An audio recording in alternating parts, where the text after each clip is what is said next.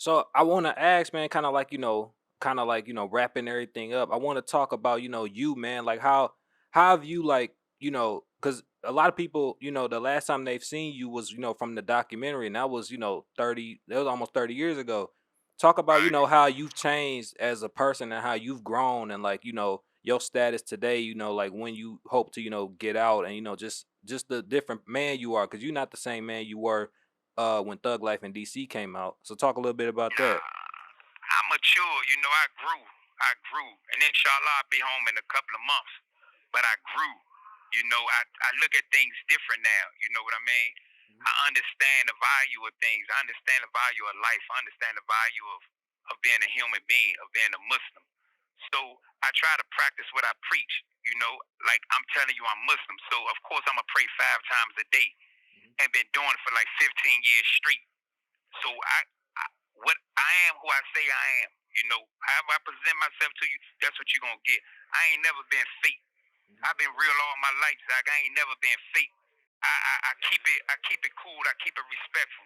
I understand. My whole thing now is like I have to grab the youth. Like I gotta get out of here. I have to show the youth their purpose, help them find their purpose in life, because that's what's going on out there. They don't know their purpose, so they running crazy out there. Like I got to get out of here and show them, like, listen, man, especially the ones that's Muslim. Like, come on, bro, like y'all gotta pray.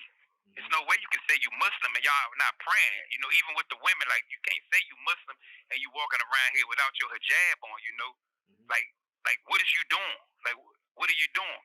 So I have to.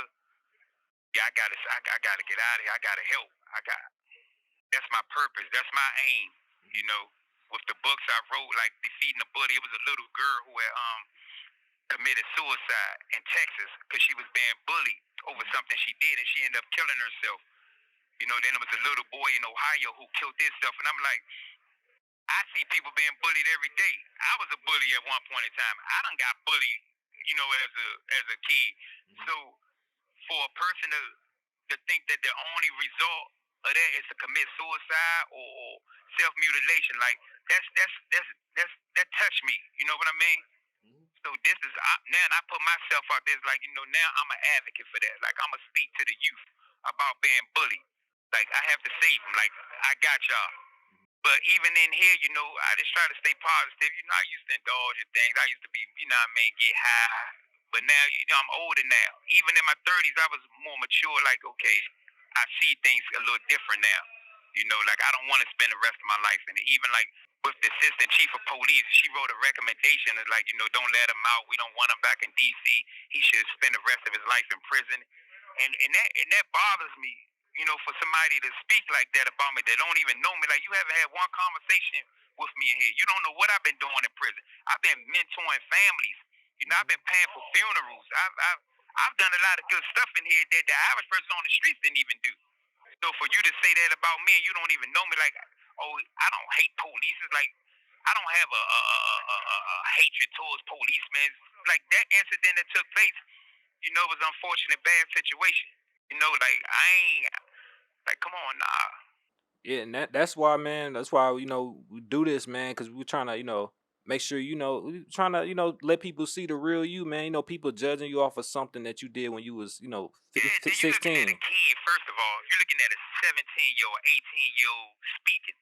So you're going to, if you ask me a question at 16 years old, you're going to get a 16-year-old response. Right. You ask me a question at 25, you're going to get a 25-year response. You ask me a question at 45, 46, you're going to get a 46-year-old response. Because if I respond to you at 46 like I did at 16, then something ain't right.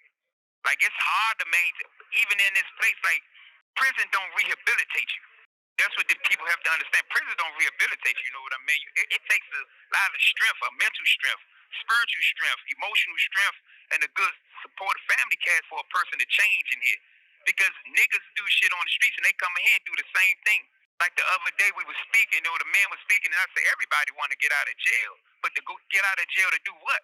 What you going to do? If you don't have a plan, then you ain't gonna do nothing but end up right back in here. I want to, I always want to give you opportunity, man. Like, if it, what is there anything else, that everybody needs to know about, Aundrey Burno and who you are now, man, and like your plans, for when you get out of here. Like talk a little bit about, anything else anybody needs to know about you.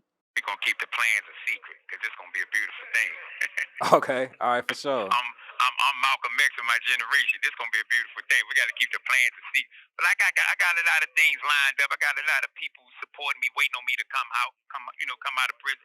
And one thing, I done a lot of things in here. Like I wrote a lot of things in here that even Hollywood producers and celebrities. I'm not even gonna name names because they might, you know, but there's celebrities and Hollywood producers, big Hollywood producers who took things that I've done and I signed off on it. I gave them the okay for it, and they made it into great things. Whether it was they done some great things out of the things that I came up with, ideas I came up with.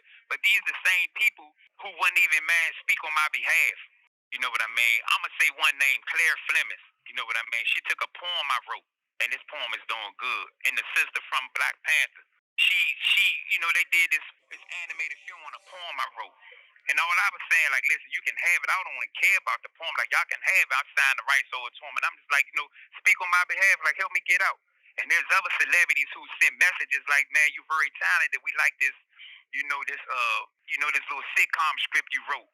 But I'm like, come on, man. Like, y'all take our talent, but you won't aid and assist us and, help us get out of prison. Like, that'd be crazy. There's a lot of talent in here. It's a lot of talent in here.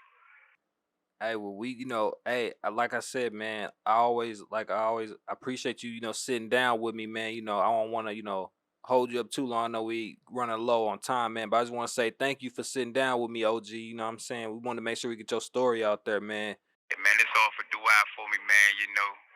I'll be home soon, inshallah. I'll be out there soon. We're going to link up, man. We're going to do some nice things, some positive things, man. We're going to change the narrative of these streets with these youth.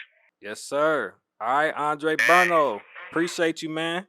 I love y'all, man. See y'all soon. Salam alaikum to the Muslims, everybody, man. Y'all be safe, man. Take care. I see y'all when I get there.